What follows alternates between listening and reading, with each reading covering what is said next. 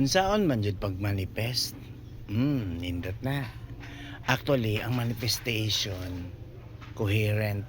Unsa man ang coherent? Your mind and heart, kumbaga imong language, imong body mo ng feelings, emotion. Okay, magsugod ta sa gamay, basic. Example, gusto ko og kape.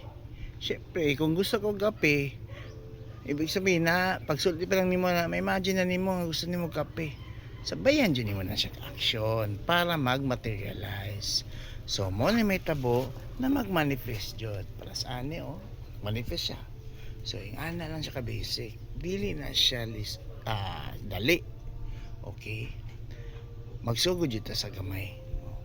Hinahinay hantod praktiso na nimo ang subconscious mind mo absorb nahimo na nimo siyang habit.